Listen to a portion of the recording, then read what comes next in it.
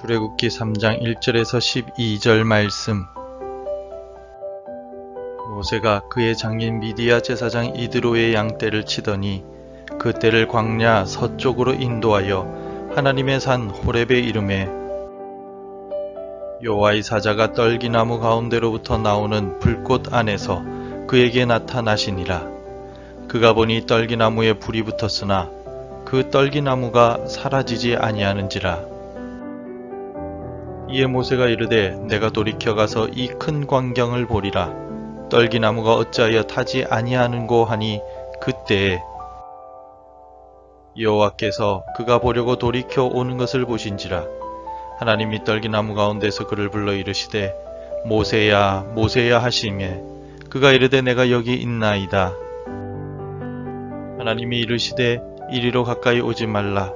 내가 선 곳은 거룩한 땅이니 내 발에서 신을 벗으라. 또 이르시되 나는 내 조상의 하나님이니 아브라함의 하나님, 이삭의 하나님, 야곱의 하나님이니라. 모세가 하나님 배웁기를 두려워하여 얼굴을 가리매 여호와께서 이르시되 내가 애굽에 있는 내 백성의 고통을 분명히 보고 그들이 그들의 감독자로 말미암아 부르짖음을 듣고 그 근심을 알고 내가 내려가서 그들을 애굽인의 손에서 건져내고 그들을 그 땅에서 인도하여 아름답고 광대한 땅, 젖과 꿀이 흐르는 땅, 곧 가나안 족속, 헷 족속, 아모리 족속, 브리스 족속, 히위 족속, 여부스 족속의 지방에 데려가려 하노라. 이제 가라. 이스라엘 자손의 부르짖음이 내게 달하고 애굽 사람이 그들을 괴롭히는 학대도 내가 보았으니 이제 내가 너를 바로에게 보내어 너에게 내 백성 이스라엘 자손을 애굽에서 인도하여 내게 하리라. 모세가 하나님께 아뢰되 내가 누구이기에 바로에게 가며 이스라엘 자손을 애굽에서 인도하여 내리까? 하나님이 이르시되 내가 반드시 너와 함께 있으리라. 내가 그 백성을 애굽에서 인도하여 낸 후에 너희가 이 산에서 하나님을 섬기리니 이것이 내가 너를 보낸 증거니라. 며칠 전 마트를 가던 길에 마천산을 넘어가며 맞은편 차선에서 본 차량을 마트에 갔다가 집으로 돌아오는 길에 또다시 똑같은 지역에서 마주친 적이 있습니다. 차가 조금 독특하게 생겼기 때문에 차의 종류와 색깔, 번호판의 뒷자리까지 외우게 되었습니다. 정말 우연한 일로 동일한 차량을 비슷한 위치에서 오며 가며 마주치게 되었습니다. 가끔씩 우리의 삶에는 이와 같은 우연하면서도 다소 신기하게 느껴지는 일을 겪을 때가 있습니다. 그날따라 나의 예감이 맞아떨어진다든지 혹은 오랜만에 친구에게 전화했는데 그 친구도 똑같이 나에게 전화하려고 마음먹고 있었다든지 하는 일들이 있습니다. 이와 같이 우리의 삶에는 우연한 일들이 많이 있습니다.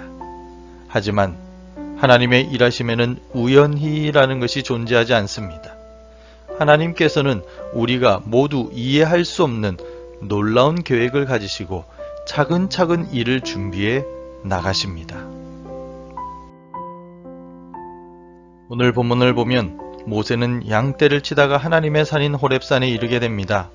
일반적으로 목자들은 풀과 물 그리고 그늘이 있는 곳을 따라 양떼를 인도합니다.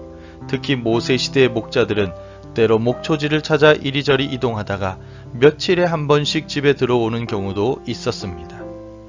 모세가 하나님의 산인 호렙산에 이르게 된 것은 양을 치다가 우연히 가게 된 것처럼 보입니다. 하지만 바로 그곳에서 하나님께서는 모세를 만나셨습니다. 1절에서 모세가 그의 장인 미디안 제사장 이드로의 양떼를 치더니 그 떼를 광야 서쪽으로 인도하여 하나님의 산 호렙에 이르매라고 기록되어 있습니다. 모세는 우연히 양을 치다가 호렙산에 도착한 것 같지만 하나님께서는 호렙산에서 모세를 기다리고 계셨습니다. 하나님께는 우연이 없기 때문입니다. 하나님께서는 이스라엘 백성들을 구원하시기 위한 큰 계획을 가지고 계셨으며 그 계획에 따라 모세를 인도하시고 구원의 준비를 하고 계셨습니다. 모세를 만나신 하나님께서는 모세에게 이스라엘 구원의 계획에 대해 알려주십니다. 이스라엘 백성들이 현재 얼마나 큰 고통 속에 있는지 하나님께서는 7절을 통하여 보고 계시고 알고 계시다고 말씀하십니다. 또 9절을 통하여 이스라엘의 부르짖음을 듣고 계시다고 말씀하십니다. 하나님은 자기 백성의 고통의 형편을 보고 알고 듣고 계셨기에 세밀하게 이스라엘의 구원을 준비해 나가셨습니다. 그리고 드디어 모세를 만나고 그를 보내십니다. 10절에서 이제 내가 너를 바로에게 보내어 너에게 내 백성 이스라엘 자손을 애굽에서 인도하여 내게 하리라 라고 말씀하십니다.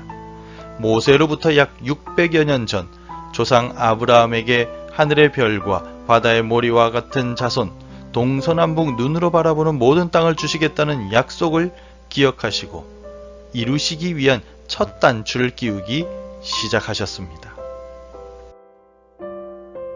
하나님의 부르심을 받은 모세의 나이는 80세였습니다.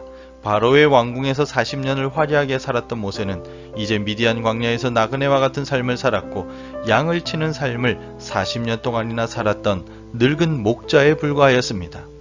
모세는 자신의 아들의 이름을 게르솜이라고 지었는데 그 이름의 뜻은 솜 지역의 이방인이란 뜻입니다.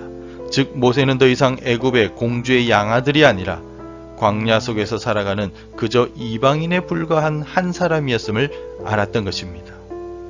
그래서 모세는 하나님께 이렇게 말합니다. 11절에서 모세가 하나님께 아뢰되 내가 누구이기에 바로에게 가며 이스라엘 자손을 애굽에서 인도하여 내리이까 라고 말입니다. 모세는 내가 누구이기에 라고 말하며 자신이 하나님께서 말씀하신 것과 같은 이스라엘의 구원을 위한 지도자로서의 역할을 감당할 수 없다고 말합니다. 왕궁의 지식과 지혜를 이미 다 잊었으며 할 줄 아는 것은 양치는 일밖에 없다고 하나님께 말하고 있는 것입니다. 또 나이도 이미 80세이기에 기력도 없다라고 말하고 있는 것입니다. 하지만 하나님께서는 내가 반드시 너와 함께 있으리라 라고 말씀하시며 모세를 하나님의 구원 계획 가운데 포함시키시고 사용하십니다. 하나님은 항상 우리를 향한 놀라운 계획을 가지고 계십니다. 자신의 독생자를 십자가라는 가장 비참한 형벌로 죽게 하심으로 인류를 구원하시리라는 생각을 그 누구가 했겠습니까? 하나님은 우리가 상상할 수 없는 놀라운 십자가 사건을 통하여 우리를 구원하셨습니다. 또 오늘 본문을 통하여 하나님께서는 나그네요 목자이며 80세의 노인인 모세를 통하여 하나님의 백성인 이스라엘을 구원하시고자 하십니다. 하나님은 우리를 향한 놀라운 계획을 가지고 계시며 우리 인간을 통하여 그 계획들을 이루어 가십니다. 바로 모세와 같은 인간을 사용하십니다. 우리가 어떤 상황이든 무엇을 하고 있든 그리고 우리의 나이나 건강 상태가 어떠하든 하나님께는 전혀 장애물이 되지 않습니다. 하나님께서 사용하시고자 하는 사람을 준비시키시고 능력을 주심으로 사명을 감당케 하십니다. 오늘 우리를 보내시는 하나님께서는 우리가 하나님과 동행하며 우리의 사명을 잘 감당해내길 바라고 계십니다. 오늘 내 삶을 하나님께 맡김으로써 하나님의 놀라운 계획들을 이루어가는 하나님의 일에 동참하는 주의 백성들이 되시기를 소망합니다. 기도하겠습니다.